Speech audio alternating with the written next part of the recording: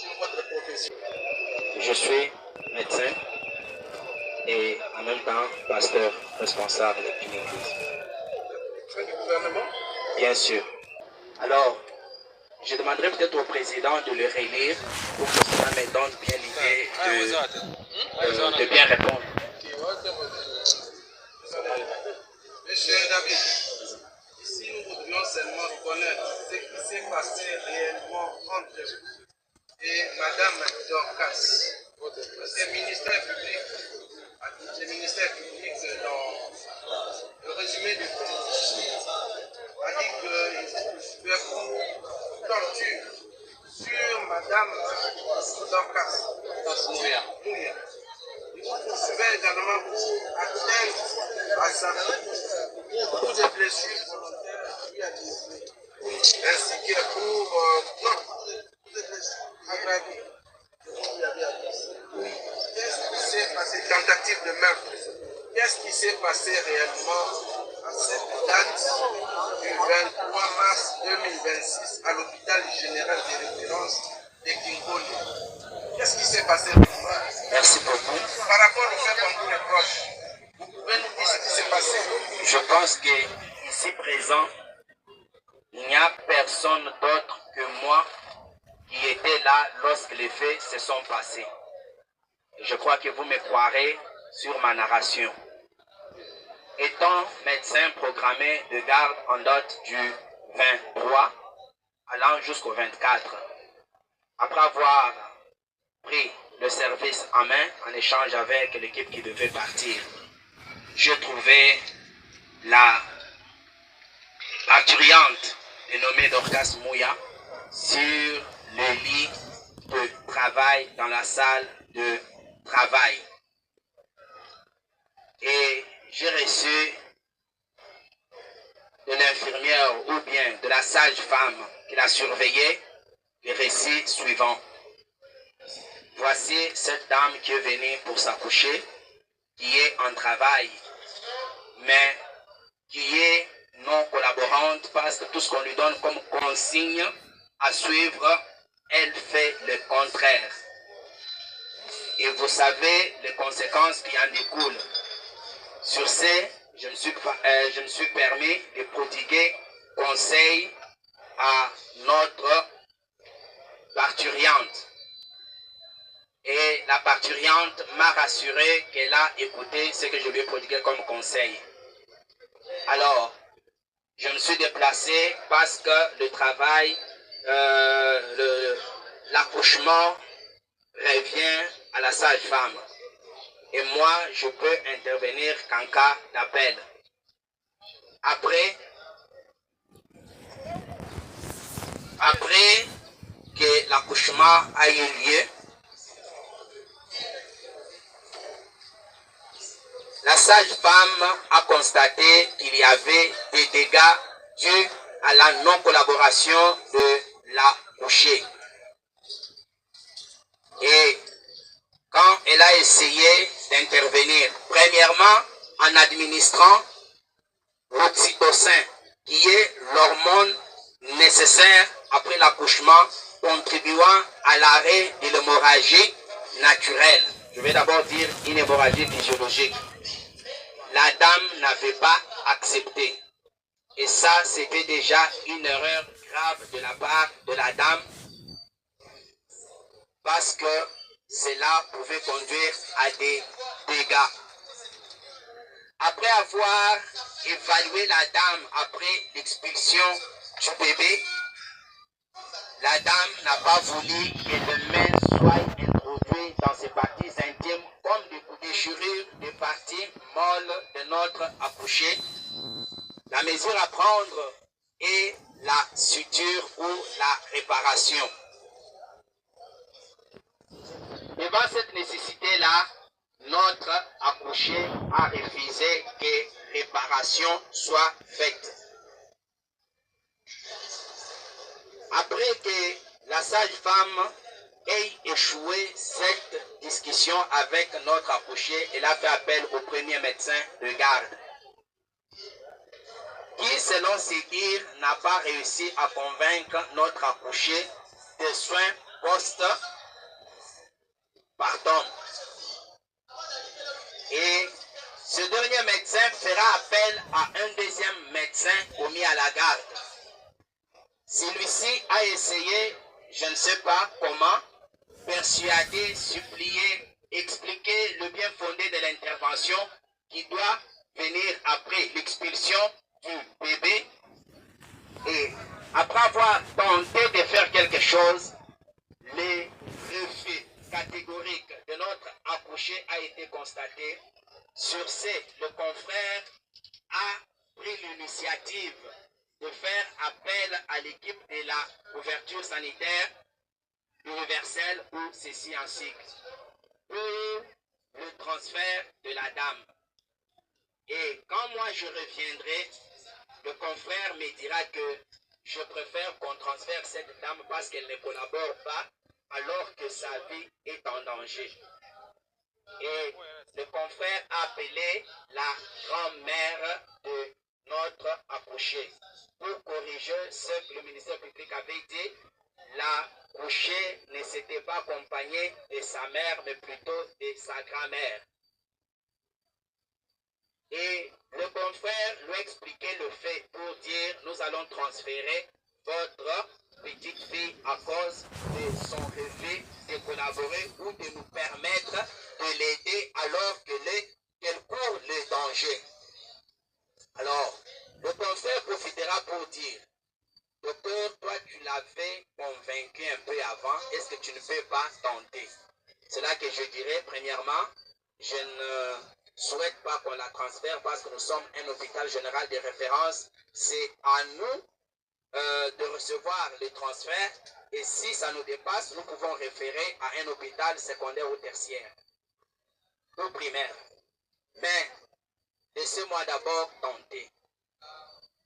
J'entrerai dans la salle où l'accouchement a eu lieu et je trouverai la dame ou l'accouché sur les lits.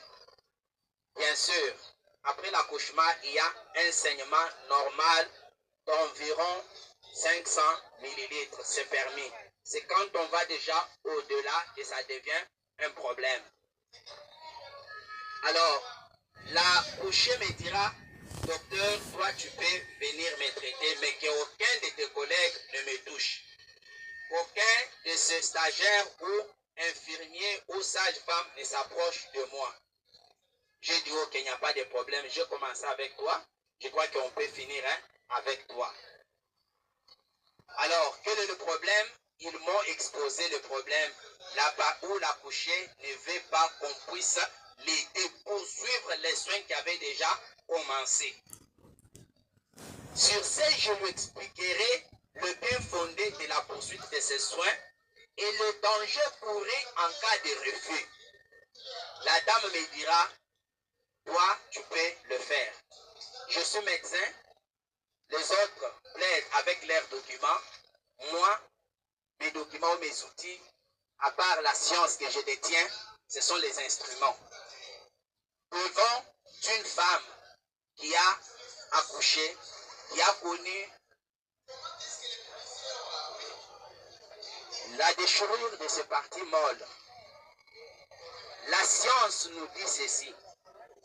Si on ne procède pas à la suture de ces déchirures, c'est un homme scientifique, vous comprenez, mais il y a une clameur publique. Il y a les gens qui ne savent pas ce qui se passe. Il faut les ignorer. Qu'est-ce qui s'est passé? Il faut ignorer ce qui s'est passé. Voilà ce qui s'est passé.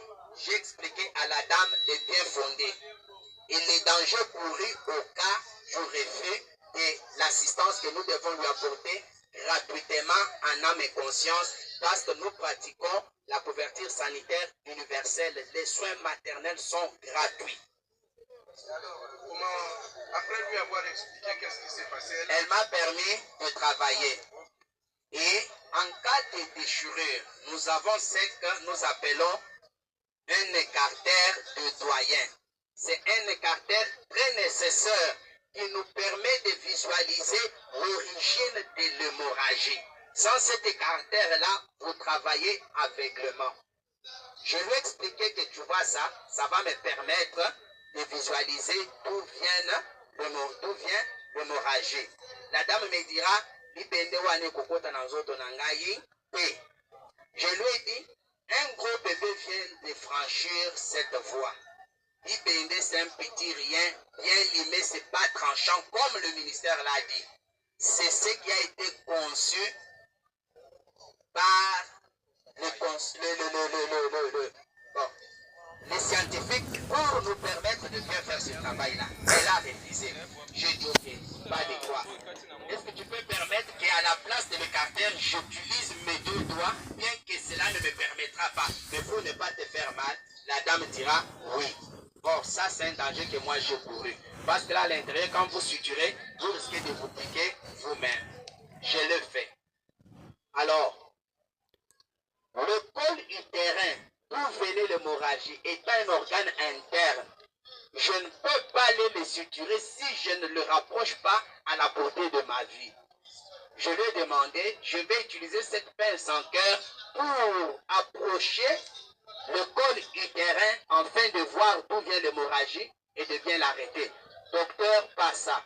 Je dis non, non, madame, tu m'as dit que je peux t'aider et tu m'as permis de faire ce que je fais. Laisse-moi continuer. Et moi, je travaille avec les matériels qui sont stériles. Mes mains sont gantées des gants stériles. Il n'est pas permis à une tierce personne de les toucher ou de s'approcher brutalement de moi.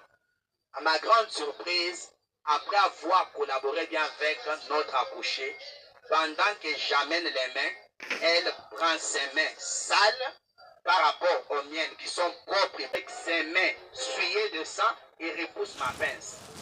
Madame, tu ne comprends pas les dangers que tu cours. L'infection peut en suivre.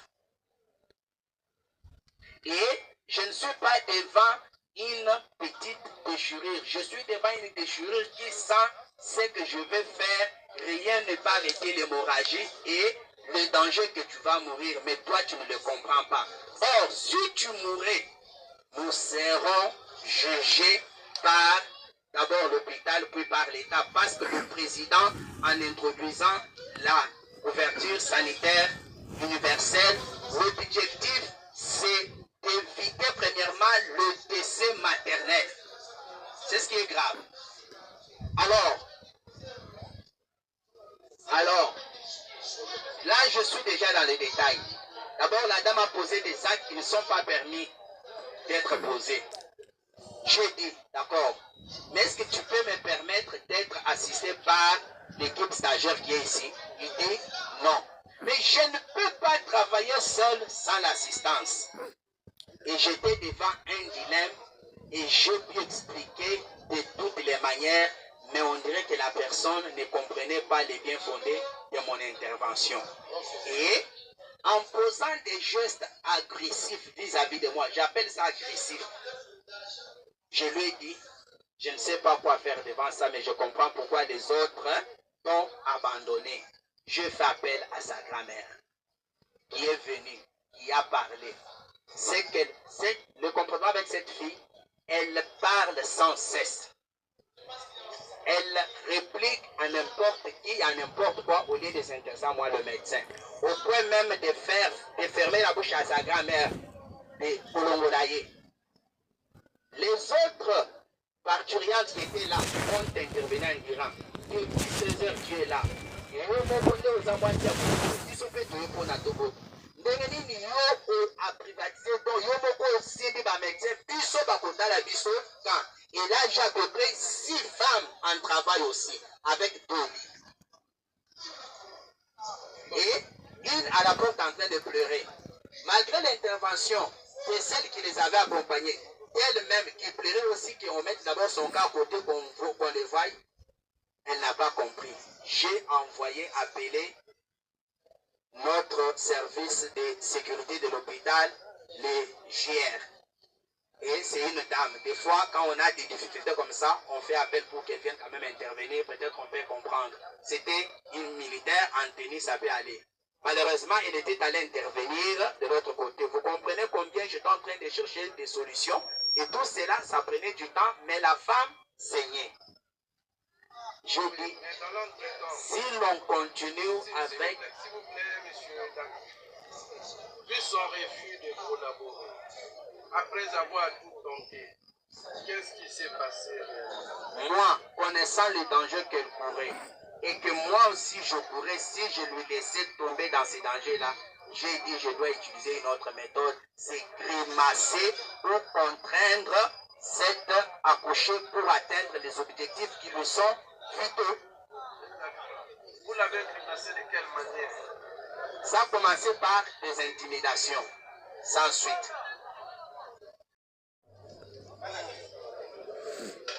Que tout le monde descend. Ça, c'est un exemple.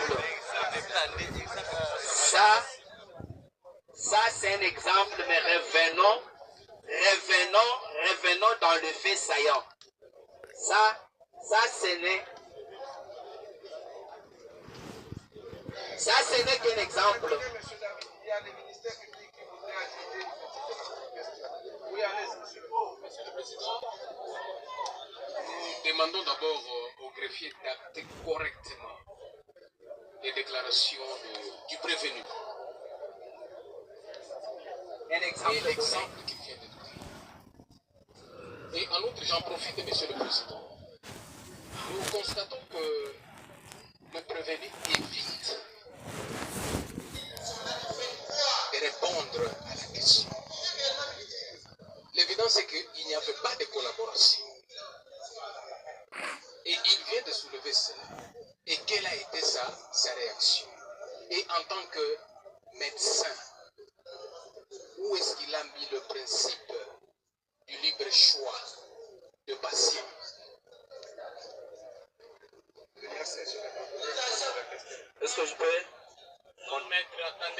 Est-ce que je peux continuer parce que je suis presque à la fin? Attendez que c'est le tribunal qui vous pose des questions. Répondez d'abord aux questions. Est-ce que je peux continuer? Vous répondez aux questions du tribunal. Merci. Je viens de dire tantôt, il y a eu une grimace d'intimidation. Dites clairement au tribunal en quoi ont consisté vos grimaces et vos intimidations. C'était d'abord en parole et cela n'a pas suffi pour convaincre. C'était quel genre de parole? Madame, tu cours un grand danger mais que toi tu ignores. Parce que tu n'es pas venu donner la vie pour répartir C'est ce cadavre. que vous considérez comme grimace? Non, mais je suis en train d'enchaîner. Je commence par les petites. Bien sûr, j'ai dit intimidation et grimace. Je commence par intimidation. C'est en parole. Attendez, dites clairement au tribunal en quoi ont consisté vos grimaces et vos intimidations. C'est venu de vous-même. Bien sûr, mais c'est ce que je dis. C'est d'abord lui dire en parole que tu cours le grand risque qui est le décès maternel si tu ne me laisses pas continuer à te donner les soins qui te sont nécessaires. Et devant cet état de nécessité, devant cette urgence des urgences, une femme qui saigne en postpartum pour une déchirure toute simple qu'on peut réparer en quelques minutes, mais qui refuse. Si je dis bon, viens, signe ici. Vos grimaces et intimidations ont-elles produit des effets? Oui, bien sûr. Et les effets sont que, à la fin de cela, la dame est remontée sur la table et elle m'a laissé travailler cette fois-ci en collaborant jusqu'à la fin, ce qui était un grand étonnement de ma part. J'ai dit, mais c'est parce que tu ne voulais pas écouter dès le début. Vous êtes sûr que vous avez collaboré jusqu'à la fin? Jusqu'à la fin, je vous assure, j'ai terminé, je l'ai lavé, je lui ai fait les soins vivants. Elle refusait au début, et j'étais donné sans donner aucun médicament. Et tout était fini, elle n'avait pas de pampers. J'ai même demandé qu'on amène un habit pour donc, quand même. Pour vous, vous n'avez porté aucun coup à la dame? Si, je le fais. Je l'ai fait. À l'aide de quoi? À l'aide de mes mains et des pinces s'esquiver, mais pas donner. Parce que je sais que les pinces, ce n'est pas un instrument avec lequel on peut taper. Si vous visualisez ce qui se passe, je suis en train de grimacer, mais pas taper. Si vous êtes vraiment très éveillé. Vous avez donné des coups. Saviez-vous que ces coups pouvaient porter... Comment avez-vous repoussé ces mains-là? Comment? Avec quelle intensité avez-vous repoussé ces mains? Mais qu'est-ce que moi je fais? Moi, je vais sursauter et je vais écarter mes mains. Mais malgré cela, ils les avaient déjà touchés. C'est donc ce qui vous a permis de pouvoir le porter de coups davantage. C'est pas ce qui a permis. Je vous dis que les coups, ce n'est pas par rapport à ce qu'elle a fait. Les coups ont été portés pour sauver cette fille-là, dont la concernée ignorait le danger qu'elle courait. Je ne sais pas. Ne reconnaissez-vous pas que votre comportement a davantage traumatisé la victime? Je ne pense pas. Si ça l'aurait traumatisée, elle ne se serait pas en sortie indemne après qu'elle m'ait permis de travailler. Et je suis resté avec elle jusqu'au matin. Et le matin, je me suis vu avec elle, je lui ai dit, tu vois ce que tu courais si on n'avait pas intervenu. J'ai dit, docteur, pardon. Reconnaissez-vous que ces faits ont été filmés? Voilà, c'était filmé. Et pourquoi c'était filmé, je ne sais pas si c'est la question qui proviendrait de votre part. Voilà. Et civil par rapport à ce jugement. D'autre part, nous sommes lésés et nous rappelons à la partie prévenue que la qualité devant le juge pénal, ça doit s'apprécier par rapport au préjudice. Le préjudice étant incommensurable, raison pour laquelle nous sommes venus au honneur de nos constituants partie civile dans la présente cause. Nous avons dit. Essayez de vous résumer parce que ce n'est pas tout le monde qui va prendre la parole au nom de la partie civile. Il faut gagner du temps. Allez-y, maître. Surabondamment, Monsieur le Président, au regard de l'article 54, toute personne lésée est en droit de saisir une juridiction de droit commun pour présenter les faits et retrouver ces droits dont les intérêts ont été lésés. Nous avons dit. Merci. Oui, c'est la dernière. Surabondamment, Monsieur le Président, de représenter la partie civile devant avoir une proclamation. 69 du Code de procédure pénale. Parce qu'il ne suffit pas de dire qu'il faut une procuration en tant qu'avocat à être d'être prévu par la loi.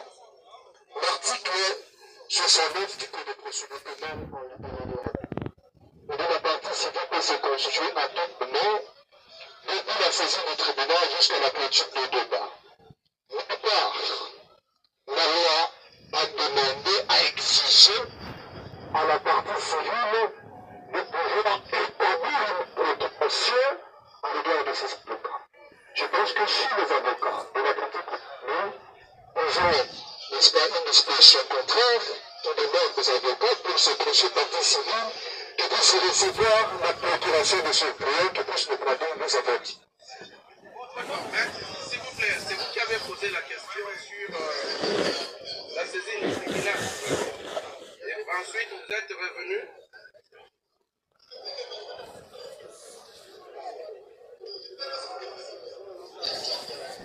La régularité de la constitution des partis civils. Je voulais quand même rétorquer parce qu'ils ont répondu à notre moyen, notre argument de droit. Je voulais dire que la représentation en droit ne se présume pas. La représentation en droit doit être prouvée. On ne peut pas se présenter un bon matin devant une juridiction en invoquant une disposition disant qu'on peut se constituer partie civile à tout état de la procédure. Qui se constitue partie civile, c'est une personne victime de l'infraction. Et quand la personne victime de l'infraction doit se constituer partie civile par représentation, délégation de pouvoir, les gens qui doivent se présenter pour postuler en son nom devraient être porteurs d'une procuration spéciale qui leur donne mandat de postuler comme partie civile au nom de leurs clients. Au cas contraire, ils doivent retirer leur comparution. Nous avons dit. Merci, maître. Et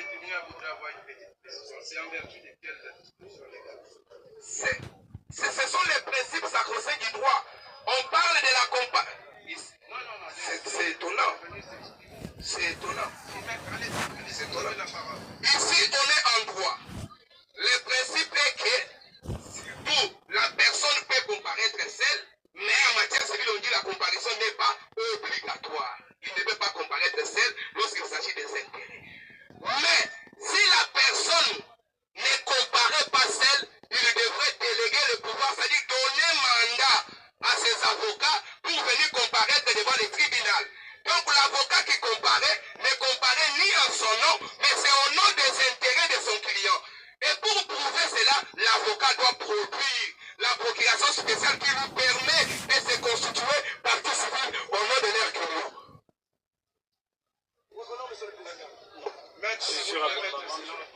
Maître, nous voudrions d'abord vous répondre par rapport à la saisie du tribunal. Certainement, c'était moyen en rapport avec la saisie. Quant à la recevabilité ou à la régularité de la constitution de la partie civile, le tribunal vous répondra dans son nom. N'est-ce pas? Oui, monsieur le Président, c'était moyen en rapport avec la saisie. En rapport avec la saisie, évidemment. Un moyen différent de Je veux, évidemment, monsieur le Président. Allez-y. S'il est effectivement différent, s'il y a un élément nouveau. Alors, si nous avions soulevé la question en rapport avec la saisine de votre tribunal, c'est justement puisque nous avons suivi religieusement le ministère public. Mais lorsqu'il présentait les faits, il a escamoté l'endroit où il devait dire par quel acte votre tribunal est effectivement saisi. J'ai dit ce moyen, monsieur le Président, de l'ordonnance loi numéro 78-001 du 24 février 1978 relative à la répression des infractions flagrantes. Voilà ce qui est à l'article 11. En matière d'infractions flagrantes, ou réputées telles, les droits d'appel ainsi que la constitution des parties civiles s'exercent conformément aux dispositions du Code de procédure pénale.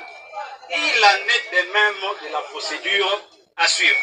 Et donc, étant donné que la procédure à suivre en cette matière est la même que la matière ordinaire, nous voudrions savoir avec exactitude quel est l'acte qui saisit votre tribunal à cet instant précis. Nous avons dit. Merci beaucoup, maître. Le tribunal vous répond sans les emparer. Évidemment, la question de maître Zeno, conseil du prévenu, a été répondue par un autre avocat qui est également conseil du prévenu. Vous l'avez entendu dire que c'est à peine que nous avons vu les procureurs saisir, transmettre au tribunal l'acte par lequel le tribunal est saisi. Il a déjà répondu. C'est cette lettre de transmission. Un instant, ne discutez pas avec le tribunal. Vous avez voulu savoir. Vous avez suivi tout à l'heure. Lorsque le tribunal a procédé à l'ouverture de l'audience, il a dit que le tribunal de grande instance de Kinshasa-Kinkoul, siégeant en matière répressive au premier degré, en quelle matière? De flagrance. En matière de flagrance, le tribunal est saisi par la comparution du prévenu, et ensuite par cette lettre de transmission de l'organe de la loi. Ne cherchez pas une requête, une citation à prévenir. S'il vous plaît, monsieur le Président. À la position, attendez. Le prévenu est là devant. La requête, la lettre de transmission du ministère public est ici. C'est la lettre numéro 1969 par RB et ça continue. Transmission d'un dossier judiciaire pour procédure de flagrance. À Madame le Président du tribunal de grande instance. Ça suffit pour saisir les tribunaux. Monsieur le Président. Nous vous avons lu une extension de l'exposant légal. Oui, un instant. On va vous accorder la parole. Donc le tribunal vous répond pour dire que la comparution du prévenu, le prévenu ici devant nous, ainsi que la lettre du ministère public suffisent pour emporter la saisine du tribunal. Quant à la constitution de la partie civile, une autre question soulevée par un des conseils du prévenu. Mais c'est vous-même qui avez répondu en nous donnant lecture de l'article 11, alinéa de l'article 11 de la loi sur la répression des infractions intentionnelles flagrantes. Vous avez dit que la procédure est ordinaire.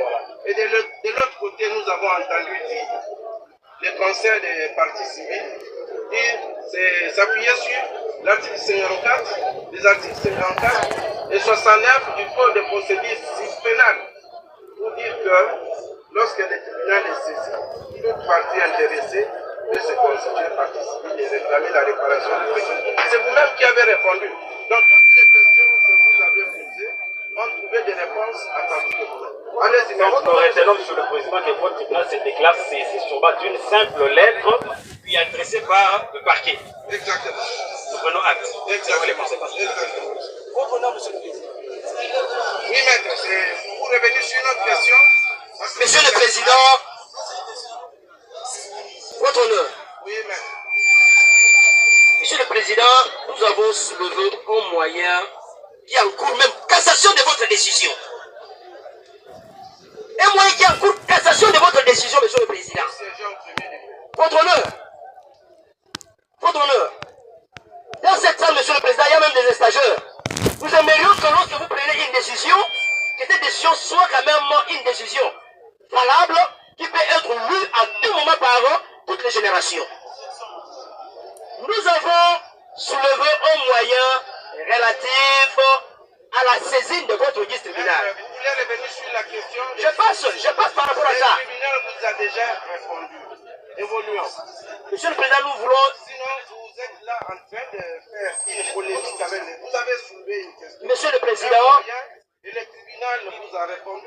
Alors, vous passez à autre chose. Au regard de cette décision du tribunal, Monsieur le Président, nous estimons que cette décision du tribunal peut être revue. Donc, nous sollicitons à ce que un débat légal, Monsieur le Président, parce que nous avions soulevé le moyen dont le ministère public ne nous a pas rencontrés. Parce que nous avons évoqué la loi. Et de cette loi, nous sommes restés silencieux. Ça qu'il y ait une suite par rapport à ça, Monsieur le Président. Que de ces faits, Monsieur le Président, je passe avec l'autorisation du tribunal la parole à mes estimés confrères. Monsieur le Président, de votre côté. Médecin directeur de cet hôpital, soit cet hôpital devrait répondre comme civilement responsable. Étant donné que nous sommes la partie civile, nous sommes venus ici pour les intérêts civils, nous citons toutes ces dettes par des parties pour qu'elles puissent comparaître pour les intérêts civils. Le prévenu va répondre sur le plan pénal, nous avons dit.